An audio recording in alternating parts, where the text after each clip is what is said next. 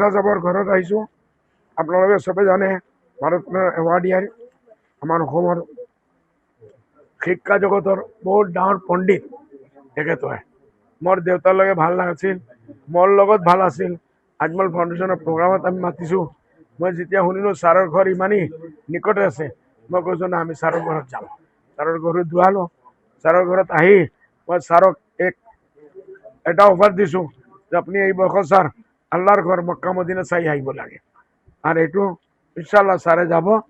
মই 15-20 দিনৰ ভিতৰত পাছপৰ্ট বনাই ছাৰক কেনেকৈ পঠাব লাগে, মক্কাত আমাৰ ঘৰ আছে, মদিনাত মই ব্যৱস্থা কৰি দিম। মই পুৰা of and of C off এইটোতো মই ছাৰৰ সন্মান ইজ্জতৰ কাৰণে দিছোঁ, পইচাটো ছাৰৰ নালাগে।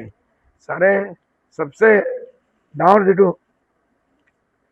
দেখাইছে এইটো সভ্যতা, লগে লগে এইটো ভাল কৰি চোৱা নাই, পहिले আমাৰ ৰিলিফ কমিটিক দি দিছে। এইটো কাৰণে মই ছাৰক ধন্যবাদ জনাইছোঁ। আৰু আল্লাহ এইটো কবুল কৰক, ছাৰৰ উমৰাটো কবুল কৰক।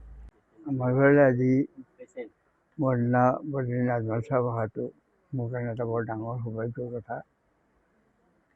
তেখেতে যিটো উদ্দেশ্য লৈ শিৱসাগৰলৈ আহিছে এইটো এটা বৰ মহৎ কাম। এই শিৱসাগৰৰ কাৰণে মই জীৱনটো উৎসৰ্গা কৰিলোঁ। এইবিলাক বহুত দীঘলীয়া কথা। যে শিৱসাগৰৰ বৰ্তমান যিটো অৱস্থা, এইটোৱেই আমাৰ জীৱনত আটাইতকৈ দুখদায়ক ঘটনা ঘটিছে।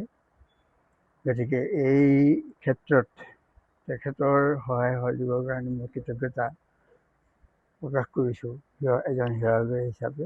আৰু তেখেতে মোক যি এটা মৰম কৰি এটা উপহাৰ দিছিল, সেইটো মই তেখেতৰে যিটো উদ্দেশ্য শিৱসাগৰৰ বানপীড়িতসকলৰ কাৰণে, সেই ভাণ্ডাৰে মই সেইটো দিবলৈ পাই মই নিজেই কৃতাৰ্থ অনুভৱ কৰিছোঁ। আৰু বিশেষ আৰু কি ক'ম, তেখেতক মোৰ ফালৰ পৰা সম্পূৰ্ণ সন্মান শ্ৰদ্ধা নিবেদন কৰি ভাল নাপাওঁ। মই সদায় মানুহৰ কথা কওঁ, মই জাতি ধৰ্ম নাজানো, মই মানুহ জানো। আৰু তেখেতে মানুহ বিচাৰি আহিছে আৰু মোকো তেখেতে মানুহ হিচাপে লৈছে। গতিকে আমি যদি মানুহ হওঁ, আমাক জাতি কেলৈ লাগে? জাতিটো আমাৰ ব্যক্তিগত কথা ভাই। মই চাৰ্ট পিন্ধি ভাল পাওঁ, আপুনি পাঞ্জাবী পিন্ধি ভাল পায়, সেইটো আপোনাৰ পৰিচয় নেকি বাৰু? খাদ্যটো পৰিচয় নহয়। গতিকে জাতি ধৰ্মৰ কথা আপোনালোকে নক'বচোন, মানুহৰ কথা কওক না, অসমীয়াৰ কথা কওক না। মানুহ ইয়াত থাকিব পৰা নাই, ইয়াত মানুহ থাকিব পৰা নাই, ঘৰৰ মূধলকৈ পলস হৈছে। সেই সময়তো আপুনি কোনে জাতি কৰিছে কোনে নকৰিছে কেলৈ ভাবি আছে? মানুহৰ কথা ভাবক, মানুহৰ কথা ভাবক। তেখেতে যিখিনি কাম কৰিছে পূৰ্ণ মানৱে কৰিব পাৰে। কোটি কোটি টকা দিব পাৰে বিনা দ্বিধাই যেতিয়া এজন মানুহ হয়। তেখেত এজন মুছলমান বা এজন হিন্দুৱে দিয়া নাই, এজন মানুহ হিচাপে দিছে। আপোনালোকে সেইটো গণ্য কৰক।